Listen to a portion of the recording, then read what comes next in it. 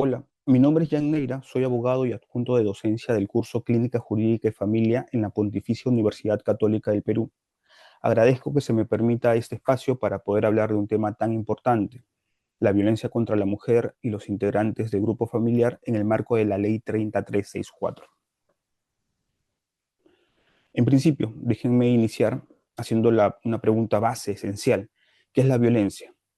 Cuando hablamos de violencia, no solo hablamos de golpes o violencia física. La violencia engloba muchos otros tipos de situaciones.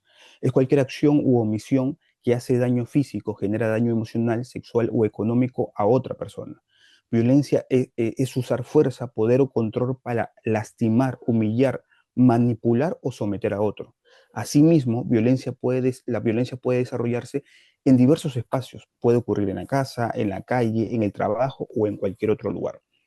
Debo resaltar que violencia no solo es la que se comete mediante una acción positiva, algunos le llaman, sino que la violencia se puede dar mediante la omisión. Esto quiere decir cuando el agresor tolera, facilita o omite actuar para proteger a la víctima cuando existe un deber jurídico de protección.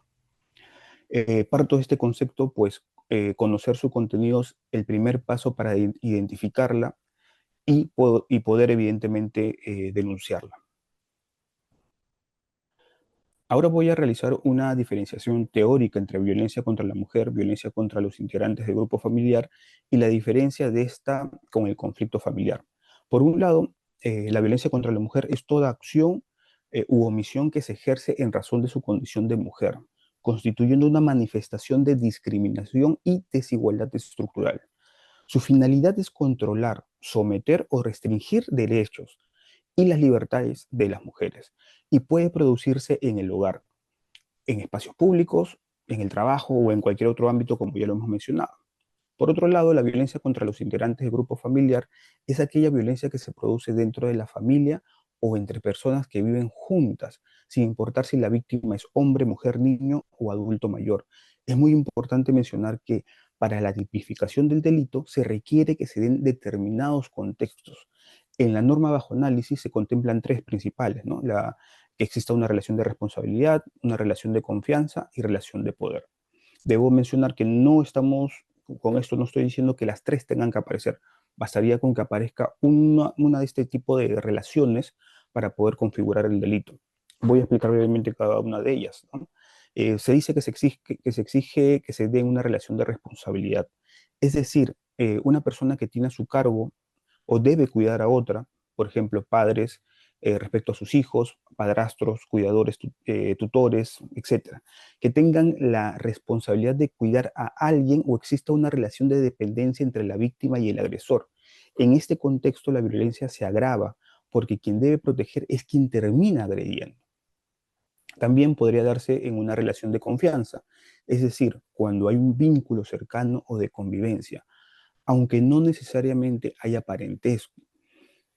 Por ejemplo, convivientes, exparejas, personas que viven en el mismo hogar, etcétera. En este contexto, identificamos que la víctima confía en el agresor y eso le facilita al agresor el control de la víctima. De igual modo, podría darse en una relación de poder, es decir, cuando observamos que el agresor presenta superioridad económica, física, emocional o jerárquica sobre la víctima.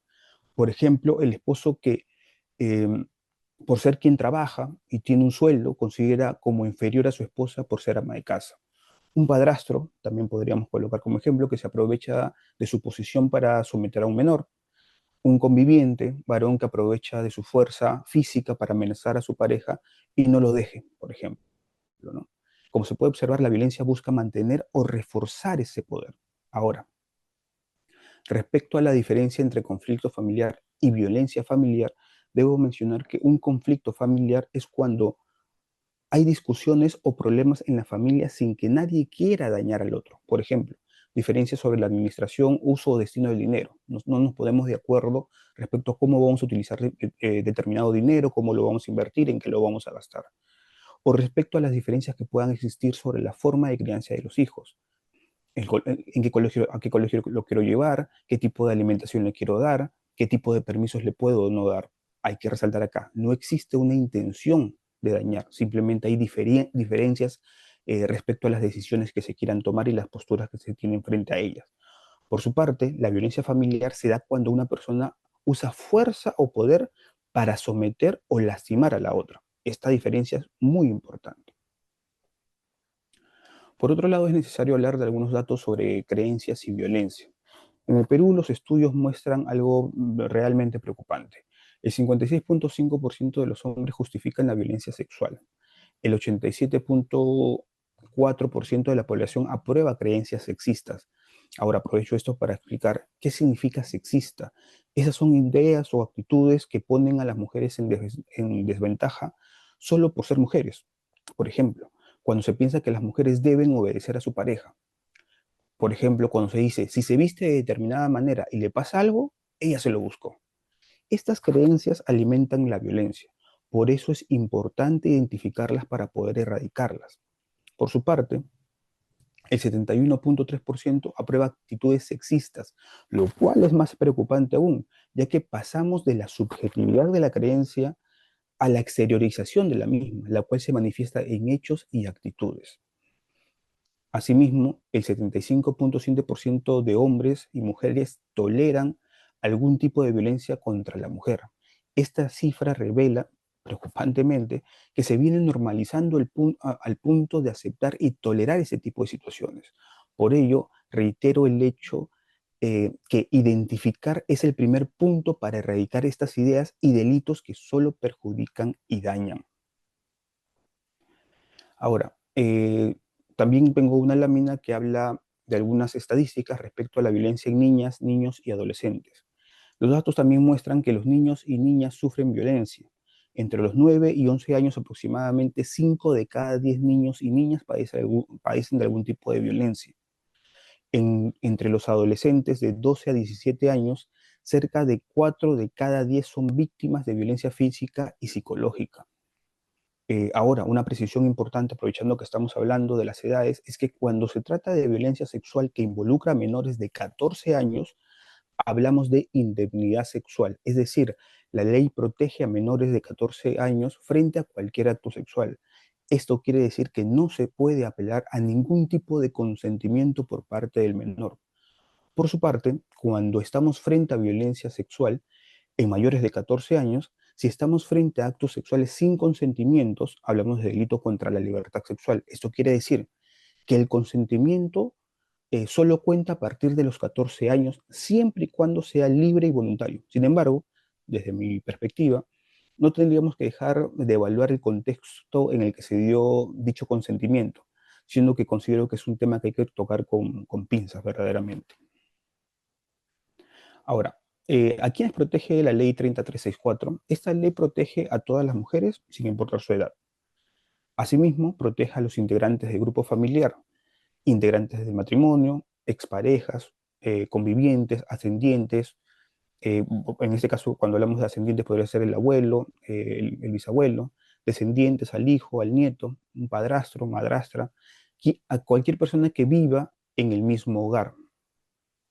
Lo que pretende la norma es proteger el derecho que tiene toda persona a vivir libre de violencia, más aún los más vulnerables. Ahora, ¿qué tipos de violencia reconocidos por la ley encontramos? Encontramos la violencia física, que se da a través de golpes, empujones, quemaduras. Encontramos la violencia psicológica, que se manifiesta a través de insultos, humillaciones, amenazas, desvalorizaciones, hostigamientos y control excesivo sobre la víctima. Este tipo de violencia es la más frecuente y lamentablemente la que con mayor facilidad se ha normalizado en la sociedad.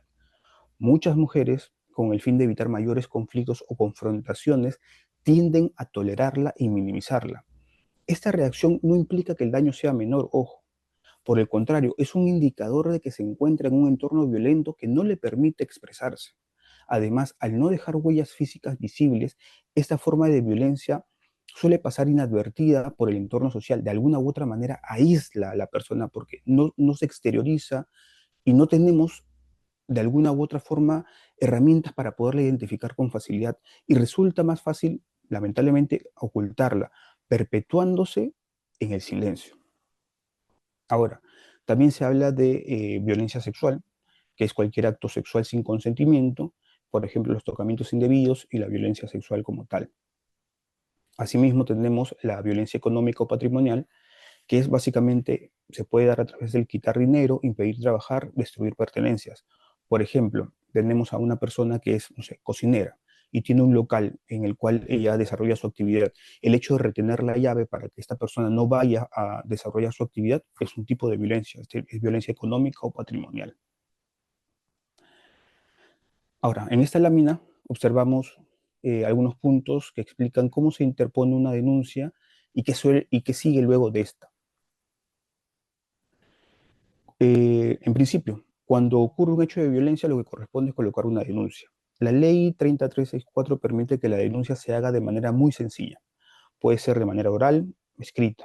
Puedo ir y dar mi relato y esto será en realidad trasladado a la denuncia que va a trasladar de manera mecánica, escrita, el propio policía o el representante del Ministerio Público.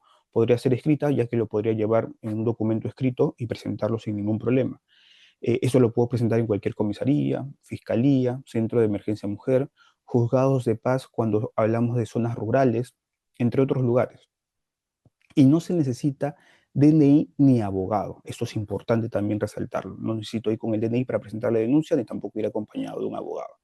La puedo presentar, este tipo de denuncias las puede presentar la propia víctima o cualquier otra persona que conozca el hecho. Vale mencionar que incluso la pueden interponer un menor de edad. La edad no es una restricción para ello.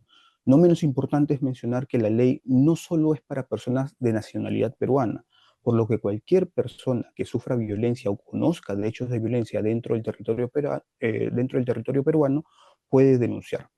Además, hay personas que por su trabajo están obligadas a denunciar cuando saben de un caso de violencia, como son los médicos, docentes, psicólogos, trabajadores sociales y funcionarios públicos, entre otras personas.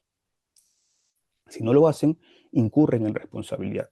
Como segundo punto, luego de interponer la denuncia, la policía y el Ministerio Público iniciarán con las acciones de investigación correspondientes con el objetivo de recoger todas las pruebas posibles que acrediten la realización del delito.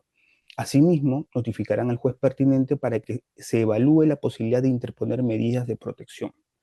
Como tercer punto, y de forma paralela, debo mencionar que las medidas de protección son las que da un juez y es quien puede ordenar medidas de protección para proteger a la víctima. Eh, Esto dependerá de cada caso en concreto y los riesgos en los que se puede encontrar la víctima. Debo de mencionar algo totalmente importante, que el tema de las medidas de protección y el tema de la denuncia como tal son, que no quiero entrar en tecnicismo, pero lo podría explicar como que son paralelos. Significa que, por un lado, la investigación del hecho criminal lo va a llevar la fiscalía, el representante del Ministerio Público y la policía. Por otro lado, quien se encarga de determinar si es viable o no, si se interpone o no una medida de protección, termina siendo un juez.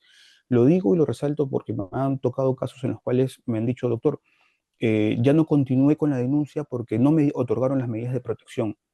Entonces entendieron que negar medidas de protección automáticamente era negar el delito y no es así. Son dos líneas paralelas, si es que lo queremos llamar de alguna u otra manera. No confundamos, no mezclamos ambas vías. Finalmente, luego de la denuncia, luego de la investigación y posibles medidas de protección, si el representante del Ministerio Público considera que hay delito, formaliza la investigación y el proceso penal continúa hasta una eventual condena. Ahora, ¿qué tipos de medidas de protección o medidas cautelares se podrían aplicar? A ver, las medidas de protección que se podrían aplicar, en principio, estas medidas son acciones rápidas para cuidar a la víctima. Por ejemplo, alejar al agresor, prohibirle al agresor acercarse o comunicarse con la víctima, sacar al agresor de la vivienda, dar custodia temporal de los hijos que podrían estar siendo maltratados, ofrecer algún tipo de refugio temporal, etcétera. Por su parte, las medidas cautelares aseguran que se cumplan la orden del juez, como retener bienes para garantizar pensiones de alimentos. También el juez podría ordenar el inventario de los bienes de la víctima con el objetivo de que el agresor no disponga de ellos y despoje en muchos de los casos, de herramientas de trabajo u otras que sirvan para su subsistencia. Esto dependerá, como ya lo dije, de cada caso en concreto. Una pregunta muy importante es cuánto tiempo duran las medidas de protección, y las medidas de protección tienen vigencia mientras dure el riesgo. Además, es de mencionar que el agresor, si incumple estas medidas, puede ser retenido y procesado penalmente por desobediencia o resistencia a la autoridad. Ahora, quiero mencionarles brevemente algo sobre la ficha de valoración de riesgos. La ficha de valoración de riesgos es un formulario que llena la policía, la fiscalía o el poder judicial. Sirve para evaluar qué tan grave es la situación y decidir qué medidas tomar.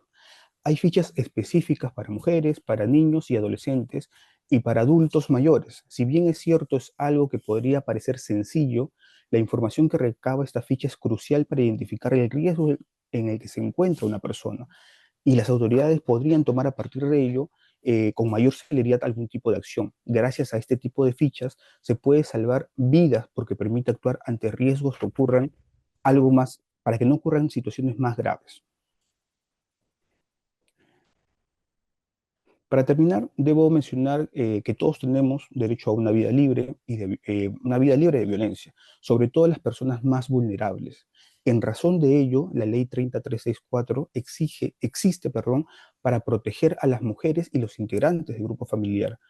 Pero para hacerla efectiva y útil necesitamos reconocer la violencia y denunciarla. Es imperativo transformar de manera urgente las creencias y actitudes que justifican la violencia. Si somos víctimas o testigos de cualquier acto de violencia, recordemos que denunciar puede salvar una vida. La finalidad de esta breve charla es informar, visibilizar y reafirmar que nunca estamos solos ni solas. Siempre hay personas e instituciones dispuestas a acompañarnos, escuchar y comprender. Sobre todo, no debemos guardar silencio, ya que solo así podemos construir hogares y comunidades genuinamente seguras.